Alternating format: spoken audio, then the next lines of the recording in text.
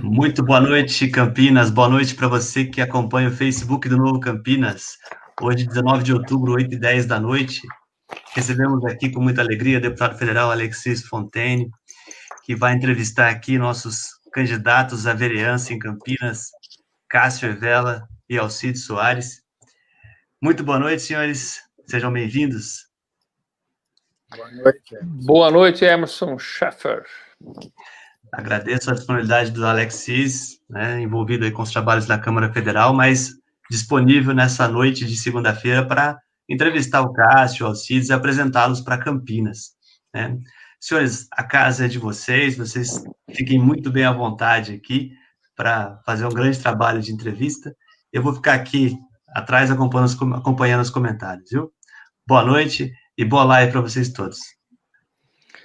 Boa noite a todos. Mais um encontro aqui dos candidatos a vereador para a cidade de Campinas. Hoje estou com o meu amigo Cássio Evella e Alcides Soares. E a ideia aqui, senhores, é a gente se apresentar para o público, poder esclarecer para o público que está tão carente de saber quem são os nossos candidatos a vereador na cidade de Campinas. Campinas que não vai ter candidato a prefeito, mas vamos ter excelentes candidatos para vereador. A importância da renovação política. E até para poder manter o ritmo que a gente vinha fazendo, nós vamos hoje fazer as perguntas que a gente fez para os outros candidatos que estão se apresentando. E eu queria começar com o Alcides. Alcides, a primeira pergunta que eu faço para todo mundo é: conte um pouco da tua história, conte a tua trajetória. E fala do que você desenvolve, trabalha profissionalmente. Conta a tua história para quem está nos ouvindo aqui, para as pessoas poderem saber mais sobre o Alcides Soares. Ok, boa noite para vocês. Me perdoe não ter dado boa noite antes, para o Cássio e para você, Alexis. É um prazer contar um pouquinho da história, porque a gente já se viu muitas vezes aqui em Campinas, mas nunca chegou a conversar com profundidade sobre o meu passado. Eu tive um passado bastante curioso. Meu pai sofreu um acidente, ficou imobilizado, e eu, para ajudar em casa, comecei a vender coisa na feira, quadrado, pipa, não sei como é que chama aqui. E por isso decidi fazer logo de cara, quando era jovem, um curso técnico para me profissionalizar o mais cedo possível e conseguir um emprego assim que terminasse. E fui fazer eletrônica na ETH Lauro Gomes, em São Bernardo do Campo, e me tornei um técnico em eletrônica. Comecei a trabalhar na IBM como estagiário, e depois eu queria pegar um emprego que não fosse estágio. Falei com um dos professores da escola onde me formei, e ele falou: vai na Philips, lá eles estão nacionalizando o produto, porque não pode mais importar, muito complicado. E eu fui, mas sem querer bati na área comercial da Philips. E eu pensava que eles iam me colocar na fábrica, porque eu era um técnico em eletrônica. E me testaram, essa é a história a parte mais engraçada, como se eu fosse um publicitário, uma pessoa comercial, e não um técnico. E eu, porque eu lia muito, redigia muito bem, eu passei em todos esses testes, e não teve como não me dizer, olha, e eu era muito jovem, e o alemão lá que tomava conta da unidade falou: olha, Alcides, você é muito jovem, mas vamos te contratar. Bom, eu fiquei 8 anos na Philips, desenvolvi 100 produtos, lancei no mercado 100 produtos na área de equipamento de som.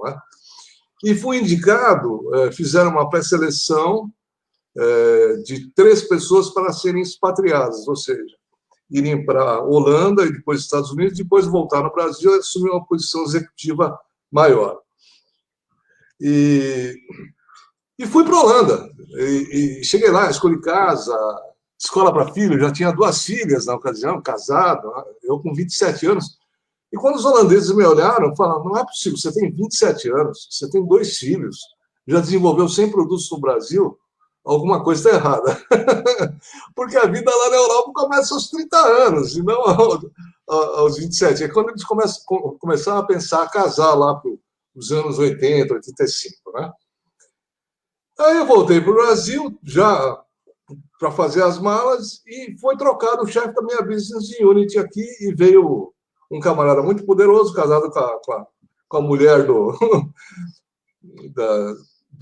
com a filha do presidente da Philips Mundial, né?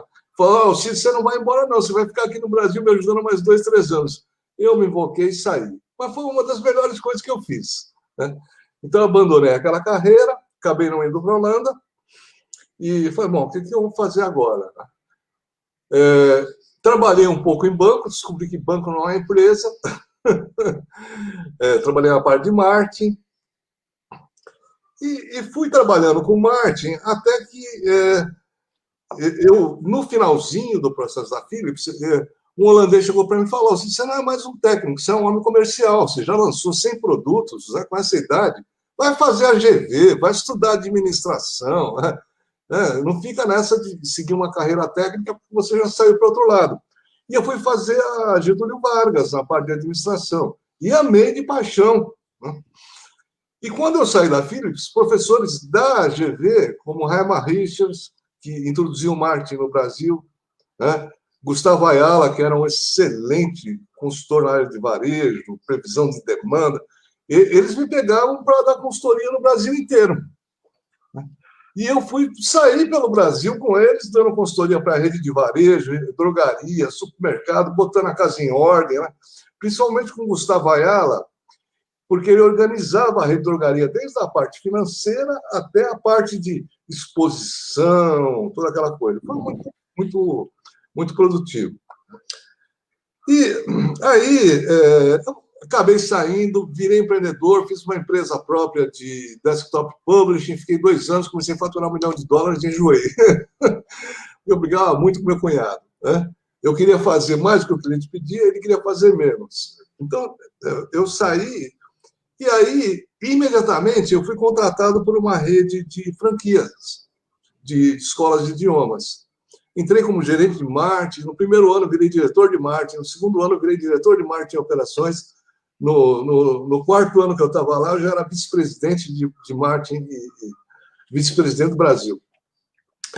E aí, que 45 anos de trabalho é muito difícil de resumir, né? Tá, mas eu espero que você já tenha 30 anos no teu currículo. Senão a live vai ser só tua. Vamos dar uma acelerada aí, senão, coitado do Cássio, que não vai sobrar tempo para ele. Eu só estou enfatizando um pouquinho porque a questão profissional, porque acredito que a questão de saber fazer e saber fazer acontecer é muito importante para quem quer se envolver num cargo público e fazer com que as coisas, de fato, aconteçam. E as pessoas não têm noção, né? Eu tenho visto gente se candidatando, cuja vida pregressa não traz nenhuma contribuição para o que ele quer fazer no futuro.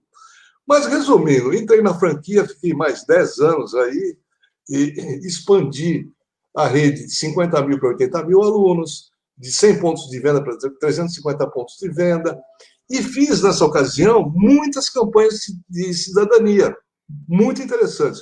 Não vou detalhar. Aí, quando acabei essa fase, virei CEO de uma spin-off, fiquei 2 anos, coloquei todo o conteúdo pedagógico na web, aí fui mordido, de fato, pela tecnologia. E acabei abrindo uma empresa própria, com a qual eu vivo até hoje, terminando a história, né? Que eu desenvolvo vários serviços via web, apliquei mais de 150 mil testes de competência, avaliação de competência pela web para empresas grandes como Coca-Cola, Microsoft, supermercados, etc. E é isso. E aí, decidi me dedicar esse ano essencialmente ao Partido Novo. Mas agora vamos jogar para o Cássio. Cássio, que eu, se eu não me engano, também na área de tecnologia, né, Cássio? E conta a tua história legal aí para a gente poder... Já vejo que eu estou com 2 empreendedores aqui, duas pessoas que têm história para contar. Quando a gente começa a conversar, o pessoal fica até com medo, que a gente monopoliza, entendeu? Mas eu tenho 52 anos, sou casado, tenho 2 filhas, né? E a minha formação, eu sou engenheiro elétrico e engenheiro mecânico, né? Entrei primeiro em engenharia mecânica na Unicamp, depois no segundo ano, no final do segundo ano, eu passei novamente no vestibular e entrei em elétrica, né? E eu fiz os 2 cursos em 7 anos e meio, né? E durante esses 7 anos e meio, eu fiz 2 iniciações científicas, uma na mecânica, uma na elétrica, uma de controle e automação de veículos autoguiados, né? E a outra de robótica, né, na parte de controle de robôs, né, que a gente tem lá no departamento de mecânica, tinha isso daí, inclusive veio robôs da Alemanha para a gente com um convênio lá. E aí eu também gostei muito da pesquisa, né, com essas iniciações científicas, acabei não indo para o mercado de trabalho nesse momento, comecei o mestrado, né, e com 10 anos de Unicamp eu já tinha as 2 faculdades e o mestrado feito com automação de robôs, né? Eu fiz placas para controle de robôs. Só que aí eu comecei o doutorado e foi uma época muito crônica na parte de verba para pesquisa, né? E no mestrado eu já não tive verba para fazer as placas que eu tinha que fazer. Então eu fiz uma defesa de tese mais teórica do que prática, e não era esse o meu objetivo, era um objetivo muito prático de nacionalização de equipamentos e produtos de robótica no Brasil, né, na época 90 e pouco, 95, por aí. E aí aconteceu que, pela falta de verba, eu acabei parando o doutorado, né, só completei o mestrado, mas eu já tinha começado, ao mesmo tempo, já tinha uma empresa de informática, manutenção e venda de hardware e software, né, e entrei para a área de software, né, e comecei, para meu uso próprio da minha empresa, desenvolver um sistema ERP, que para o pessoal que não conhece, é o sistema que fatura, tira nota, controla estoque, controla a produção, dá entrada nos materiais, né, faz relatório de movimentação e tal. Então, eu entrei nisso daí para meu uso, na época ainda em impressora matricial, né, formulário contínuo, e aí, quando chegou em 2008, eu já tinha uma série de clientes, todos micro e pequenas empresas, né, e veio a nota fiscal eletrônica, né, então eu entrei na alta tecnologia aí de criptografia, assinatura digital de notas e tal, e continuei nessa área. Em 2006, eu fiz como o Alcides falou, né, eu falei, eu estou com a minha carreira já há muito tempo, né, de muito trabalho e pouco estudo, eu voltei para estudar, fui para a FGV e fiz o MBA em gestão industrial, né, porque eu tenho vários clientes que são da área industrial e tal, prestava serviço e vendia o meu sistema para empresas que faziam peças para Embraer, aeronáutica, né, para petróleo, FMC, né, para automobilísticas e tal, né. Então, por muitos anos eu trabalhei com manutenção e software e hardware de máquinas também, né, CNCs e tal. Então, eu passei por várias áreas aí da automação industrial e do software, né, para empresas. E há 5 anos atrás, mais ou menos, eu, indignado com a situação, a época da Dilma e tal, né, eu comecei a estudar e acompanhar de perto o Senado, né, então, acompanhando de perto as sessões do Senado, enquanto eu trabalhava remoto, praticamente eu trabalho quase o tempo todo remoto, programando e dando suporte, eu comecei a acompanhar o Senado, e eu vi que, assim, o que eu sabia de gestão, né, o que eu tinha aprendido de gestão, assim como o Alcides falou, provavelmente daria de 10-0 em 95% a 99% dos senadores e deputados, entendeu? Então eu falei, meu Deus do céu. Você não passa só do Oriovisto lá, que era dono da Positivo, lá, que lá era bom também, né? Ainda era. Não, assim, nessa época, eles ainda não estavam lá, né? Você entrou lá na mesma época que eles, né? Então, assim, o que acontece? Na eleição de 2018, né, para senadores e deputados, eu fiquei extremamente contente, porque eu vi pessoas lá, não são muitos, mas são pessoas excepcionais, né, porque o Novo não está no Senado ainda, né, vai estar, se Deus quiser, mas, assim, pessoas de partidos outros, muito com vontade, no dia 1º de janeiro, entrando com um monte de projetos, tanto no Senado quanto na Câmara, né, e eu falei, gente, esse país está mudando, né, o Novo entrou lá com 8, né, a gente tem gente querendo trabalhar, querendo ser contra a corrupção, pela gestão, né, e aí eu falei, nossa, eu preciso fazer alguma coisa, e aí eu fui levando meu livro adiante, então eu tenho um livro a respeito do sistema de governo, cujo foco é tecnologia, né, transformação digital do governo, todas as esferas de governo, né, e estava assim, querendo publicar o meu livro agora, no meio desse ano, né? Tinha procurado editora, inclusive, né? Só que aí eu vi o convite para ser candidato, né, a candidato. Cara, eu falei assim, esse negócio que o Novo está fazendo é fantástico, porque eu só ouvia falar que você só conseguia entrar num partido se você tivesse amigos, se você tivesse dinheiro. Calma.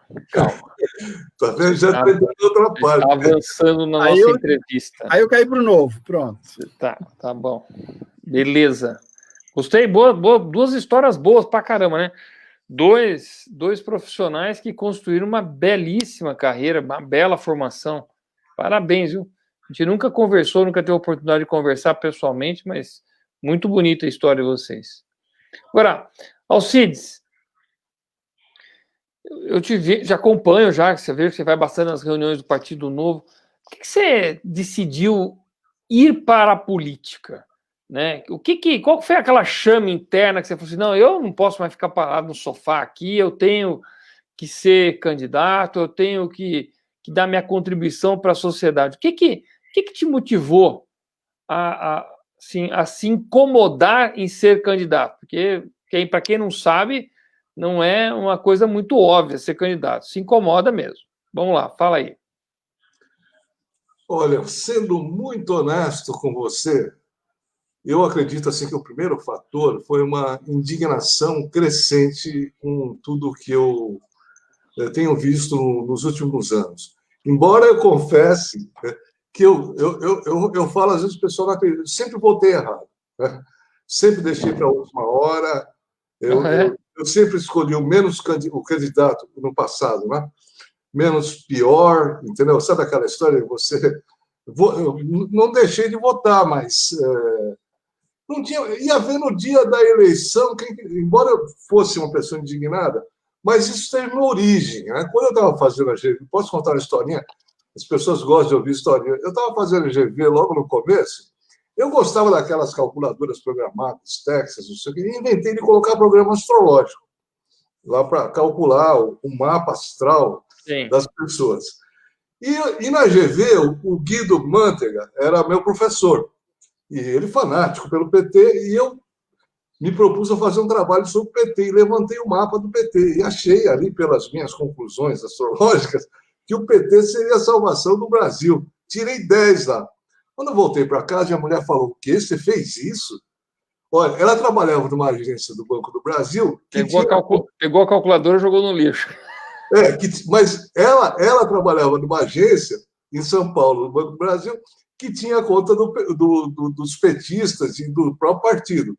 Ela falou, você não sabe como são as coisas, né? Você fica fazendo essas cartas astrológicas, né? Você é louco, né?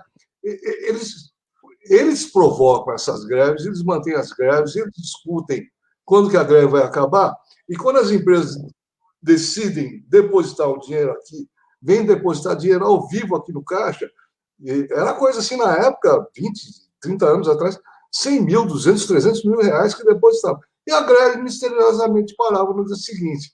Você não sabe o que é isso. Eu fiquei tão decepcionado com a política que aí eu comecei a não ligar e deixar. Mas eu, nos últimos anos, fui ficando cada vez mais indignado, aguentava olhar e falei, olha, eu tenho que fazer alguma coisa. Eu exportei meus 3 filhos. Eu estou com minha segunda esposa atualmente, vivo com ela, também é consultora, e falei, olha, eu vou fazer alguma coisa. Bom, quando eu disse isso, a primeira pessoa que reagiu foi uma velhinha, a minha mãe. Filho, você agora vai virar corrupto? Falei, não, mãe, eu vou... A senhora me conhece, a senhora me educou. Tem um partido, expliquei, né, o que é o Partido Novo, quem são as pessoas, mas é indignação, a gente não pode continuar. E se nós que vemos essas coisas não participarmos da política, Alexis, né, quem vai participar? A gente sempre vai deixar as pessoas ruins. Mal intencionado. Né? Isso aí. Cássio, e você? Como é que foi o teu processo assim, eu quero ir para a política, eu quero ser candidato a vereador, né, e eventualmente vocês estivessem na campanha 2018 iam querer estar como deputados estaduais ou federais, né? Qual que foi a chama que você falou, eu tenho que ir para a política? Quem me conhece sabe que eu converso de política desde que eu sou moleque, entendeu? Assim, de família. Meu avô lia 2 jornais por dia, do outro lado da família, o meu tio lia 3 jornais por dia. Eles sabiam tudo da política local, estadual e nacional. E, assim, eu me apaixonei muito pela política quando eu, na época, era moleque e tal. Comecei a assistir nas férias o Jornal da Record, que não sei se você lembra, tinha uma bancada com um apresentador e 4 políticos, era o Arnaldo Faria de Sá, o Melão, era um negócio incrível aquilo lá, cara, eu achava aquilo fantástico, porque ele dava notícia e o pessoal sentava a lenha, falando o que estava certo, o que estava errado, por que sim, por que não, pontos de vistas contrários, e uma coisa muito democrática, entendeu? Então, assim, eu sempre me interessei por isso daí. Só que quando eu comecei a pensar em ir para um partido político, né, eu conversei com meu pai. Meu pai já se interessava também. E ele falou, olha, filho, eu fui conversar em alguns partidos e você tem que ter amigo, você tem que ter dinheiro, você tem que ter influência, senão você não passa nem da porta, você está entendendo? Aí ele falou, olha, eu não aconselho você. E eu, como eu acredito muito, ele me criou muito bem, minha mãe também, né? A parte da educação é a herança maravilhosa que eu tenho deles. Eu falei, eu não vou deixar quieto isso daí, porque não vai dar em nada, né? E aí, quando chegou na época da Dilma, eu tinha feito o MBA em gestão industrial, né? Falei, não, peraí, tem muita coisa que eu sei aqui, de teoria, de administração, né, e que eu acompanhei durante décadas aí da política, tem muita coisa que eu posso contribuir com sugestões, né, de PECs, né, no meu livro eu tenho mais ou menos umas 14 ideias de PEC e tal, então é uma coisa assim que eu falei, não é possível ficar parado, né, e eu estava andando com esse projeto, só que aí veio o convite no começo desse ano, né, para o processo de seleção, para vereador. Eu falei, mas processo de seleção? Que partido é esse? Né? Aí eu fui ver, puxa, é o Novo. Olha aí o Novo realmente, cara, com práticas, valores, missão e processos internos, né, um estatuto que eu já falei já em várias ocasiões, o Estatuto do Novo fez uma parte da reforma política que o Brasil precisa fazer, né? Pessoas qualificadas, processo seletivo, não usar fundão, não usar dinheiro público para manter o partido, as pessoas que apoiam têm que doar, né? Então, assim, eu vi que como é que você conheceu o Partido Novo, né? Quando que você viu? Quem que te convidou lá? Então, rapaz, outro dia eu estava tentando lembrar pela memória quem é que me mandou. Alguém me mandou o convite, você está entendendo? Que era do processo de seleção para vereador.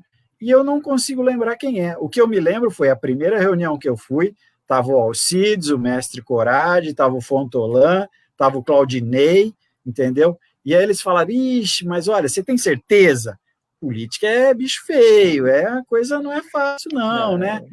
Aí eu falei, não, eu tenho certeza do que eu estou falando. Aí eu fui na reunião do Poit, quando o Poit fez uma apresentação institucional, foi a última antes da pandemia, né, aqui em Campinas, e eu falei, não, eu estou no partido certo, conversei com algumas pessoas, o Emerson e o pessoal, falei, não, eu estou no lugar certo, e aí, ali mesmo, eu já resolvi que eu ia me candidatar, ser candidato, e passei pelo processo até hoje, né, e estamos indo aí, e comecei hoje, efetivamente, por isso que eu me atrasei um pouco, mas meu carro deu problema, né, hoje, a primeira vez que eu tive material doado de panfletagem, e a primeira vez que eu fui para o sinal, e enfrentei, fui para cima dos carros, e o pessoal muito querendo mudar esse país. Muita gente querendo. Isso é bom. Alcides, e você? Como é que você conheceu o Partido Novo? Por que você escolheu o Partido Novo? Por que você não foi lá para o DEM, para o PSL? Por que você não foi pegar um monte de dinheiro público para fazer campanha? Explica aí. Não, eu preciso complementar 2 coisinhas. Né? Primeiro, eu esqueci de falar que eu fiz mestrado também em mercadologia na Fundação Getúlio Vargas. Né? Só que, como eu dava consultoria para time para baixo no Brasil inteiro, o que aconteceu? Eu fiz mais crédito que precisava, mas não defendi minha tese. Esgotou o prazo. Né? Ih, rapaz, não vai dar de ministro da educação, hein? Não, mas... Vai falar que tem informação aí para não ter diploma, hein? Está explicadinho lá.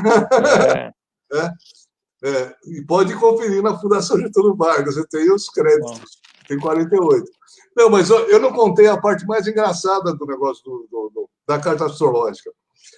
Dias depois que eu tirei 10, passei tudo, estava todo alegre, que minha mulher me desiludiu, Eu falei, pô, eu vou conferir esse negócio de trabalho que eu fiz. Eu tinha entrado com a data de fundação do partido, a data e o horário errado. Aí eu refiz a carta. Quando eu refiz interpretar, aí eu vi que o PT seria não a melhor coisa que teria o país, seria a maior desgraça que o país teria. Só que eu não contei para ninguém. E acabou acontecendo anos depois, infelizmente, né? Quando eu fiz a carta certa, eu vi que tudo ia dar errado. E deu. Então, a gente pode não acreditar nas bruxas, mas que elas existem, né? Mas e aí? E o novo? Como é que como é que ficou o mapa astral do Partido Novo aí? Conta aí, 15 de setembro de 2015, não sei que horário. O que deu o mapa astral do Partido Novo? Isso é o seguinte, como eu montei uma empresa e passei a trabalhar pela web, eu podia trabalhar em qualquer lugar. Aí eu decidi morar na Ilhabela, porque eu descia ali da minha casa, tomava uma caipirinha, entrava no mar, não sei o quê, tirava uma sexta-tarde, e eu lia muito, lia demais, né? E aí, quando foi 2015, eu vi que estava aquele escândalo lá de Pasadena, que a Dilma conseguiu comprar... A Ruivinha. Que não valia 50 milhões. Eu pegando o Estado de São Paulo, lendo aquilo, eu falava, não acredito. Como é que sai no jornal um negócio desse? Ninguém faz nada. Eu estava indignado disso. Fiquei... E aí eu li no jornal sobre a consolidação do Partido Novo, a aprovação, se conseguiu um número de assinaturas. Pô, quando eu li o conjunto de princípios e valores do partido, eu falei, pelo amor de Deus, né? Será que existe mesmo isso? Eu vou me filiar para ver se é verdade. Eu vou começar. Então, eu me filiei lá atrás, quando começou o processo. Eu estava na Ilhabela ainda. E eu falei, eu vou mudar para Campinas, porque para São Paulo eu não volto. São Paulo é o exemplo da cidade que Campinas não pode virar. De jeito nenhum. Então, embora eu não seja de Campinas, como eu vim de São Paulo, estou morando aqui há quase 4 anos, eu sei tudo que Campinas não precisa ter para ficar igual a São Paulo. Então, eu passei a acompanhar tudo e fui me apaixonando. E eu fiquei muito bravo em 2016 que não deu para Campinas participar do processo seletivo. Né? E quando abriu aqui em Campinas, primeiro abriu para prefeito. Eu escrevi, olha, eu não tenho punch para querer ser prefeito de Campinas, mas eu estou me inscrevendo só para guardar minha vaga aí, porque eu quero participar desse processo seletivo. Sim. E aí passaram-se uns 2, 3 meses, abrindo para vereador, eu entrei. Então, por que o Novo? Né? Porque foi a primeira vez, de fato, né? Tirando as brincadeiras aí com relação a... eu encontrei alguma coisa que batia dentro de mim, batia com meus valores, né? Com meus princípios. Né? Quer dizer, eu acho que o partido tem integridade, o partido tem ética, o partido tem valores muito claros e muito firmes, né? Enquanto que os demais partidos nunca tiveram. Você quer se filiar? Entra aí.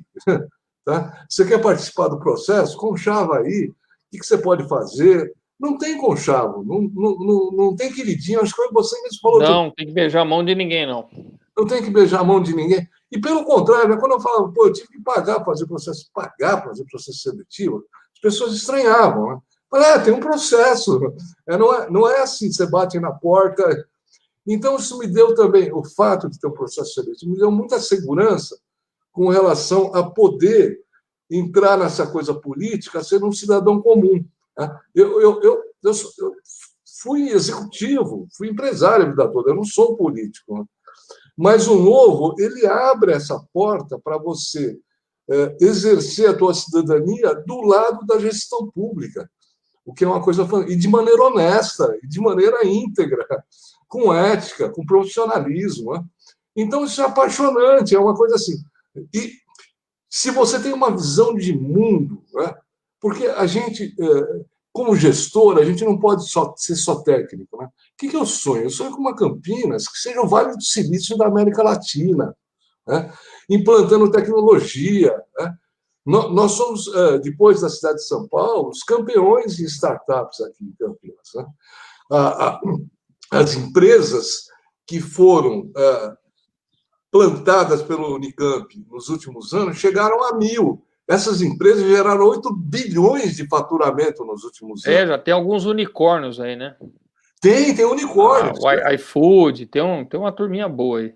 Então, poder participar, eu não sei se eu fui claro, né, de um processo político, mas que tem formação, que me obriga a estudar, olha, eu estou há um ano estudando, desde que eu decidi, Ótimo. eu estou lendo sobre a cidade, os indicadores, onde tem problema, que tipo de problema, como é que pode ser corrigido, né? Porque tem duas Campinas, Alexis, acho que você conhece melhor que eu. Tem a Campinas dos dados oficiais, do portal da transparência, e tem a Campinas da periferia, que não é atendida pela Sanasa, que não está... invasões, a Campina das invasões. A Campina das invasões. Que ninguém liga e todo mundo faz conta que não existe. Então, eu acho assim... Mas está lá, né? Eu o trabalho dos vereadores aqui, eu notei que eles trabalham para bairros, ou são corporativistas, trabalham para segmentos. Então, eu falei, pelo Novo, tenho certeza que os vereadores, quaisquer que sejam, vão trabalhar pela cidade. Não por um bairro específico, ou não para atender determinadas indústrias, ou para favorecer determinados segmentos. Então, isso me fez me apaixonar e estou aqui como candidato, mesmo sendo um cidadão comuníssimo. Excelente. Cássio, lembra que eu não sei se você participou, mas eu fiz uma apresentação para o pessoal do Partido Novo aqui de Campinas, dando um exemplo da minha campanha, os 4 Ps, né? Tinha lá o produto, a praça, as propostas e tem a promoção também. E aí tinha a questão da identidade. Como é que você se intitula? Qual que é a tua identidade como candidato? O que você defende?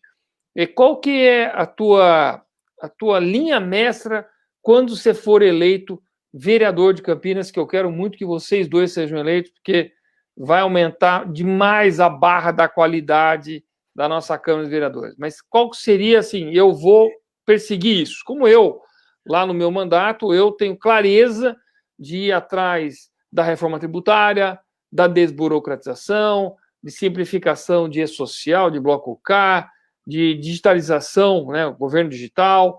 Eu também trabalho muito com saneamento básico e agora estou trabalhando também com a bioeconomia. Manda aí. Então, Alexis, é fantástica a sua pergunta. O que acontece? Depois do meu MBA em gestão industrial, né, eu entendi que as ferramentas de administração, elas evoluíram muito nos 35, 40 últimos anos, né? A gente tem a parte de planejamento estratégico, você está entendendo? Temos gestão de risco, né? E todas essas tecnologias, elas praticamente não existem na gestão pública, né? Assim, poucos lugares do Brasil é que tentam fazer um pouco de gestão estratégica, planejamento estratégico, gestão de risco e tal. Então, o que eu enxergo? Que nós temos que ter no Brasil, e a minha ideia, quando eu entrei para candidato a vereador, é trazer isso para o município. A ideia que eu já tinha para a União é trazer isso para o município. Por quê? Porque a Constituição, ela deu os princípios disso que eu estou pregando, que é o quê? Lei de diretrizes orçamentárias, né, plano diretor, né? Então, nós temos a lei de transparência, 2007, né? E são leis que fazem o quê? Querem colocar um pouco mais de controle, né, na mão da população, mais transparência para a administração e para o legislativo fiscalizar o executivo, e que isso seja uma coisa mais coerente e organizada, né, que a gente não tivesse, por exemplo, 20 mil obras paradas entre um governo e outro quando trocam um partido do poder, né? Então, assim, do meu ponto de vista, a Constituição, ela permite que a gente coloque esse tipo de processo na lei municipal, ou seja, evoluir a lei orçamentária e a lei de transparência e acesso à informação para uma lei que diga o seguinte, olha, o executivo e o legislativo vão fazer um planejamento de gestão da cidade para curto, médio e longo prazo, né, 1, 2, 4, 5 e 10 anos, e isso daí vai virar um documento que vai fazer parte da legislação do município. E a partir daí, o executivo vai ter que executar isso daí, ele não vai ter que ficar inventando obras porque ele é de outro partido e abandonando a obra do partido anterior, entendeu? E desperdiçando todo o recurso da população, né? Então, eu acredito que a gente precisa de uma gestão estratégica, participativa, onde a população entre com as suas necessidades, e isso vire uma legislação. A minha linha principal é essa. Só que, como eu sei que isso daí a gente precisa de uma maioria na Câmara, né, é uma coisa que vai demandar um certo ensino, eu vou ter que, né, ser muito perseverante na construção dessas ideias, então eu tenho a derivação disso daí, que aí são os itens, subitens disso. É o governo 100% digital na prefeitura e na Câmara dos Vereadores, né, na saúde, você está entendendo?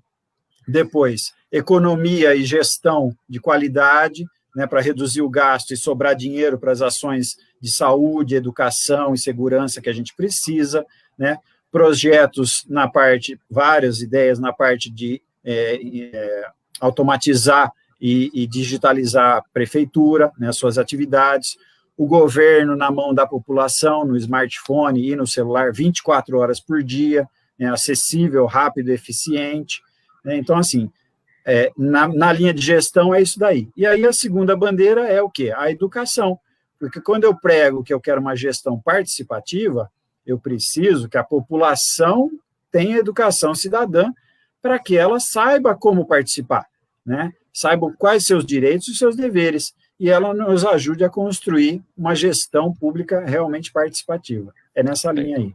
Legal. E você, Alcides? Qual que é a tua identidade? Qual que é as tuas propostas? O que você pretende fazer de diferente para que as pessoas que estejam escutando aqui, assim, poxa, eu vou votar no Alcides, gostei muito das propostas dele aí e da forma com que ele vai se propõe a ser vereador? Bom, é difícil sintetizar porque eu tenho 3 frentes, mas vamos falar da primeira. A primeira é que a minha linha é muito parecida com a do Cássio, né? Então, não quero ser repetitivo, porque a gente pensa... Você tem que ser repetitivo, porque você está vendendo teu peixe. Pois é, mas eu acho assim que o Brasil precisava ser digitalizado o mais rapidamente possível. Como não é... Só que aí eu faço uma provocação para os dois senhores aqui. Digitalização, pura e simplesmente, não quer dizer que nós estamos melhorando os processos. E aí essa é uma outra questão que a gente primeiro precisa racionalizar os processos, porque a hora que você digitaliza algo burro, você torna algum burro eficiente, o que é uma loucura, que é o que aconteceu com o E-Social brasileiro. Mas vamos lá, passa a bola para você de novo. Não, mas eu diria o seguinte, mas pensando na esfera municipal, a gente precisa digitalizar tudo o mais rápido possível. E claro que mudando processos, porque o que você vê, não, a web, quando começou, o que ela era? As pessoas tentavam fazer na web o que elas faziam no mundo físico, né? E convertiam a web num catálogo, não numa coisa interativa, como é a natureza dela, né?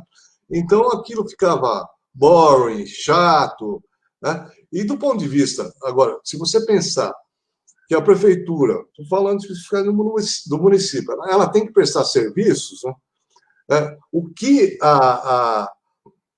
como é que a digitalização com telecomunicações permite é simplificar processos, simplificar a vida das pessoas, simplificar a vida das empresas, diminuir a burocracia, que é estúpida. Entendeu? Nós temos aqui em Campinas, acho que é Via Rápida o nome. O Via Rápida, se você entrar com toda a documentação, ele demora 15 dias para dizer se você pode pedir um CNPJ. Né? E você ainda tem que ir na prefeitura, depois você ainda tem que ir não sei aonde.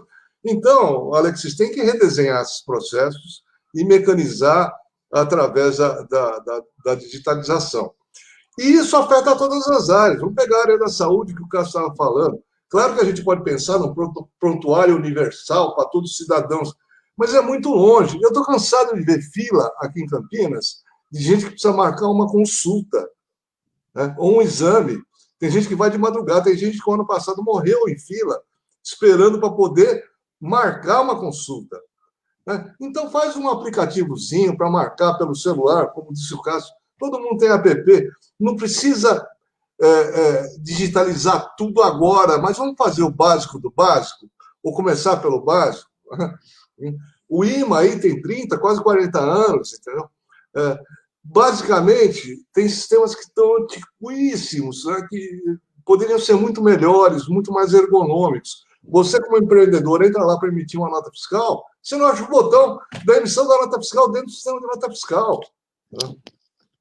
Olha, são coisas assim que... Eu tirei uma foto outro dia, mandei para do pessoal do grupo aqui, e falei, olha, me diz aí alguém onde é que eu posso emitir nota, porque essa aqui é a tela de nota fiscal da prefeitura. Né? Está em branco. Né? E tem 300 outros links, mas não tem nada. Então, se faz uma digitalização boa. Mas voltando, por quê? Essa frente digital, ela vai melhorar a vida do cidadão na saúde, na educação. Né? Nós temos que ter praças que se possa conviver, praças que tenham Wi-Fi, né? Que tenham equipamentos para crianças, para idosos e até para pessoas com necessidades especiais. Né? Nós temos que pensar uma cidade que ela não é só centro para tudo. Não é só o centro. A gente tem que ter os bairros de Campinas como se fossem mini-cidades, com tudo podendo ser feito a pé ou em 15 minutos.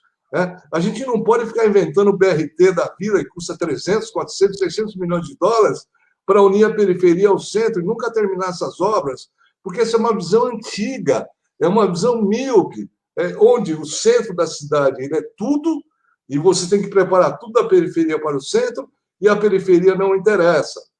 Então... A periferia vira dormitório, né?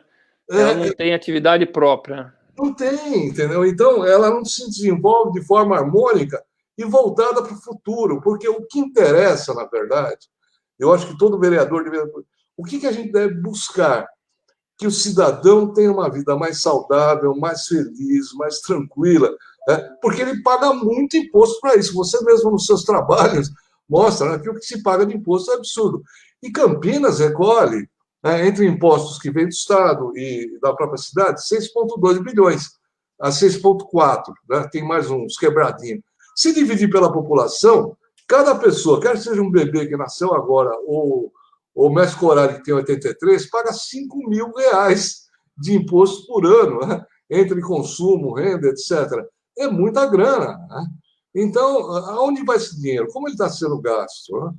Então, a gente pode fazer muita coisa, Alexis, pela cidade para melhorar a qualidade de vida da população. Aonde? Na saúde, na educação, principalmente agora, que com a pandemia não vai dar mais para voltar no modelo 100% presencial.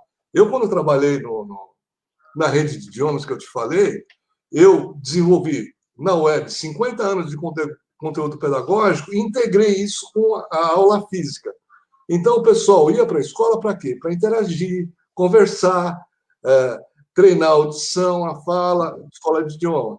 E em casa, ela tinha acesso na internet a todos os exercícios, que é a parte chata que não vale a pena você se deslocar e ir para uma escola para ficar fazendo exercício e não falar com ninguém. Né? Lá você tem que interagir com o professor, interagir com os amigos. Então, isso eu fiz 20 anos atrás. A gente vai ter que fazer isso em Campinas. O pessoal fala, pelos protocolos só vai poder ter 25% dos alunos assistindo aula presencial. Bom, então vai ter que multiplicar o professor por 4? Como é que a gente vai fazer? Não dá. É um impacto muito grande que ninguém está avaliando. Então, vai precisar juntar, sim, um pouco de presencial. Isso está nessa parte da digitalização também. Então, a gente tem muita coisa para fazer, Alexis, na educação, né? na saúde, né? E na parte de atendimento ao cidadão. Por quê? A máquina da prefeitura aqui é muito grande. E, no fundo, não há interesse em diminuir essa máquina. A digitalização permite que um atendimento virtual chegue a custar 3% do valor de um atendimento presencial. Então, a redução de custo e do número de pessoas que poderia estar atendendo permitiria que você tivesse gente muito mais qualificada atendendo em menor quantidade. Você transformar fiscal de empresa em consultor. Que não é o cara que vai lá para fechar a sua empresa, é o cara que vai para te orientar como o seu negócio pode melhorar, faturar mais e, consequentemente, a prefeitura ter mais receita sobre o crescimento do volume de negócios dos empresários, e não através de multas, né, como a indústria de multas da própria Pendec. E aí vai. Tem muita coisa para a gente fazer aqui, E eu espero trabalhar para que o cidadão de Campinas possa ter uma vida mais feliz, com menos multas da INDEC e mais saudável. É um pouco essa a minha esperança. E é o que eu quero me dedicar o resto dos anos aí que eu tenho. Muito bom, Cides. Ô, Cássio, você tem irmão pra caramba, hein, meu? Álvaro Ervela, Aldemir Ervela, tá tudo entrando aqui. Você só teus parentes já te elegem, viu? Meu irmão é o Álvaro Ervela, meu irmão caçula, e tem o irmão do meio, Márcio. Aldemir então é o meu Aldemir pai. é teu pai. Beleza. É um orgulho. É um orgulho. Minha mãe se vira. Muito Eles bom. Acompanham aí. Gente, eu queria agora uma última rodada de considerações finais, né? Eu assim, confesso que vocês são dois candidatos de altíssima qualidade. Fico super feliz do background de vocês, da formação de vocês, e vejo que vocês podem contribuir muito para a cidade, para ter vereadores que têm nível, que têm qualidade, que estão comprometidos com a cidade, que não estão nessa para se enriquecer, que já estão com compromisso. Inclusive, aproveita nessas considerações finais os compromissos que vocês já assumiram aí. Cássio, considerações finais, teu compromisso, o que você vai entregar para a cidade, e vamos agora, né, fazer mais campanha para poder deixar vocês mais divulgados. O importante não é só ser um bom produto, não é ter boas propostas, você precisa chegar com as tuas ideias na praça e saber fazer a comunicação disso. Cássio, manda aí, considerações finais. Perfeito, Alexis. É um aprendizado que eu estou tendo, porque eu fui sempre um vendedor simplesmente da minha consultoria, né, coisas para microempresas e tal, e é uma novidade para mim, né? Então, assim, eu já tinha feito bandeiraço e hoje comecei a panfletar, e eu estou extremamente contente com o que eu consegui hoje, em coisa de 1h30, 2 horas. O pessoal parando, abrindo, vidro fechado. Você foi aonde? Onde é que você estava? Que rua que você estava? Eu fui ali na Saudade, ali próximo, basicamente em frente à Câmara dos Vereadores, entendeu? Já estou tentando me habituar com o endereço, que é para ir para lá mais fácil. Né? Ótimo. E assim, a gente precisa, e o pessoal está muito carente, nós como população estamos carentes desse tipo de nova política que o Novo está fazendo. É uma coisa que é de curto, médio e longo prazo. Nós estamos tentando entrar agora para que seja em 1º de janeiro, já começar o curto prazo. Você trabalha lá em Brasília, já colocando o médio prazo em andamento, que é o que nós estamos tentando reformar esse país, de cima a baixo, né?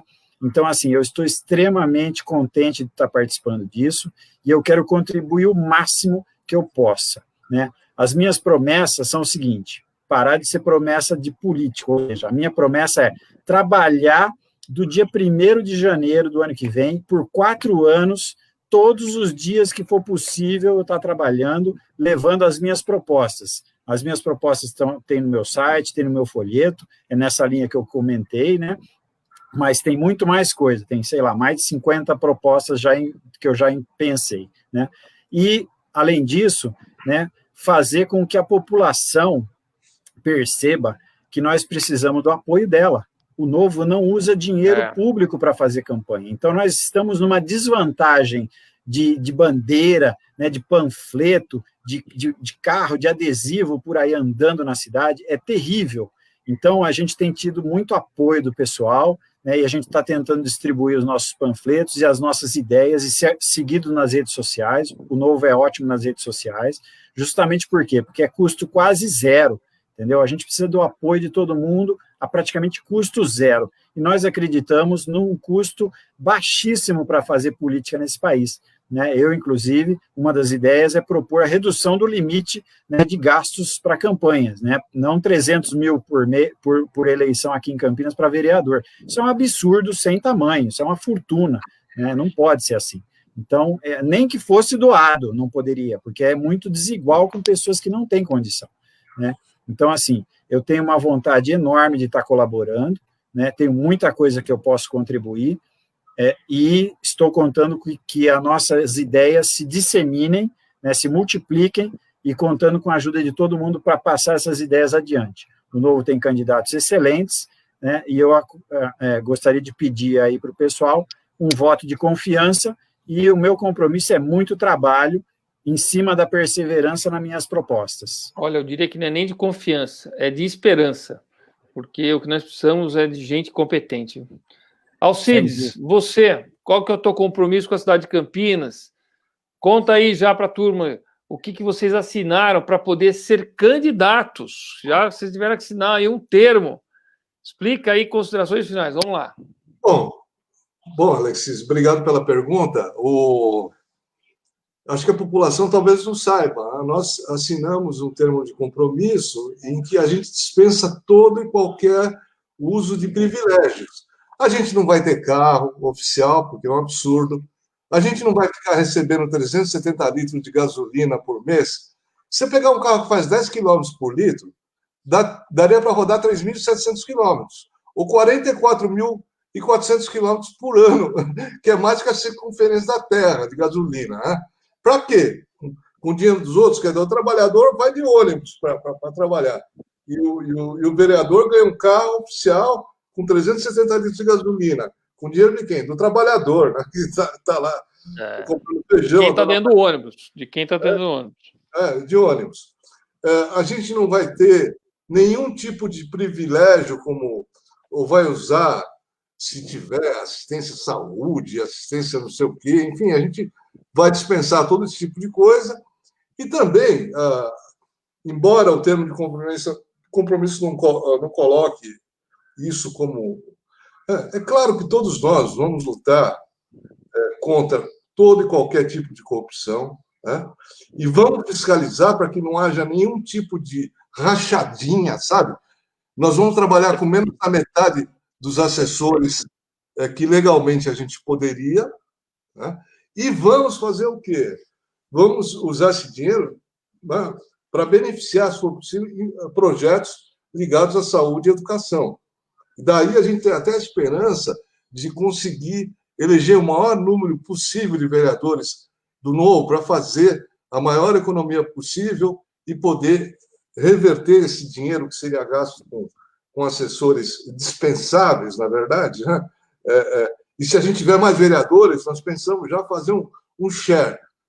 Eu tenho um assessor que é jurídico, o Cássio tem um assessor que é mais bambambam em tecnologia, enfim, a gente vai fazer um share de assessores. É capaz da gente reduzir mais ainda do que está previsto no termo de compromisso. Excelente. Agora, saindo desse compromisso, você perguntou para o Cássio, né, por que as pessoas, perguntou para mim também, deveriam votar. Além da tecnologia, eu queria ressaltar que eu acho que para qualquer país, a educação realmente é a coisa fundamental. Né? E eu tive uma experiência, Alexis, muito interessante. Eu tive a oportunidade de participar de um projeto, não sei se você ouviu falar, chamado Fábrica de Esperança. Era uma fábrica tipo a Eucatex, lá de São Paulo, no Rio de Janeiro, que fechou. Ficou vazia. E ela ficava entre duas favelas enormes. Então, eu, pela minha rede, junto com a Fundação Viana e Sena, nós levantamos as favelas, perguntamos para os favelados o que eles gostariam de ter ali na região para os filhos deles. Eles falaram, olha, para os filhos da gente não serem traficantes, a gente queria que eles pudessem aprender inglês e informática. E a Fundação Viviane e Sena abriu uma belíssima escola de informática naquela fábrica, né? E nós abrimos uma belíssima escola de inglês e não cobrávamos nada dos filhos. E as duas favelas que brigavam entre si, elas protegiam a Fábrica de Esperança, porque lá era a esperança, como você falou, esperança, eu lembrei disso, dos filhos deles. Né? Aí nós notamos, Alexis, que as crianças que iam estudar na escola de informática e de inglês, elas tinham uma dificuldade enorme de aprender. Aí nós fomos investigar por quê. Aí descobrimos que na favela, como os pais têm que sair para trabalhar, as crianças já, quando nasciam, chegavam a ficar 8, 10 horas em casa, sem comer, sem limpeza, sem nada, né? Não eram subalimentadas. Então, elas eram praticamente abandonadas de dia e cuidadas à noite. E elas cresceram com problemas mentais, com vários problemas. Então, os primeiros atenção, da criança são fundamentais. É o que define o resto da vida dela. Aqui em Campinas, nós temos quase 8.000 faltas de vagas em creche. Temos uma coisa parecida já um déficit, no início do ensino básico. Então, o que eu gostaria, meu sonho, porque isso dói para mim, dói ver isso em Campinas, que é uma cidade rica, que tem dinheiro, que poderia... Você é um homem engenheiro, você é um homem de empresa. Você sabe que dá para fazer em qualquer produto uma análise de custos e cortar 10%, 15% do custo de qualquer coisa, se você fizer um trabalho sério. A gente podia pegar esse orçamento, fazer uma análise séria, cortar o que não interessa, e botar esse dinheiro para financiar ou pagar creche, que seja, e acabar, zerar essa coisa toda em Campinas. Então, o meu primeiro compromisso, a despeito de amar tecnologia, eu sei que a questão da tecnologia é uma coisa para sempre, era zerar o mais rápido possível essa questão de falta de creche em Campinas e falta de ensino básico. A Câmara, talvez as pessoas não saibam, em Campinas, ela é a mais cara, se você pegar 150 milhões por ano por 33 vereadores, dá 4 milhões de fumaça por vereador. É a mais cara do estado de São Paulo. Se a gente conseguisse reduzir esse custo pela metade, a gente, com 75 milhões anuais, a gente financiaria vouchers para 6.250 crianças aqui em Campinas. Zeraria com essa situação. Mas ninguém quer racionalizar. Então, eu gostaria de lutar, junto com mais alguns companheiros, como o Cássio, que pensam muito na linha do que eu penso, e outras pessoas também que estão candidatas, para que a gente pudesse resolver o problema prioritariamente, né? Nos primeiros 1.000 dias das crianças e nos segundos 1.000 dias, que é o que a gente está enfrentando aqui em Campinas. Obrigado. Mas eu diria o seguinte, gente, eu penso muito nisso. Começa a modificação, de fato, ela começa na renovação política de qualidade. Porque se a gente não tem vereadores como vocês, essas propostas não são colocadas em práticas e as coisas não acontecem.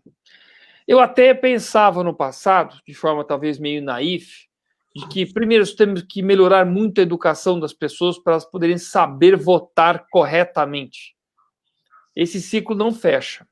O que nós temos que fazer agora é nós, as pessoas de bem, aquelas pessoas que já mostraram na iniciativa privada que são capazes, que são boas, elas têm que ir para a política, nós temos que nos unir e mostrar que é possível sim mudar a política, acabar com aquele monte de gente que parasita no setor público, que legisla por causa própria, o fisiologismo terrível, porque a hora que a gente conseguir botar uma maioria aqui em Campinas de vereadores do Partido Novo ou de belíssimos vereadores de outros partidos, mas o Novo eu garanto, nós vamos conseguir fazer essa modificação em 4 anos.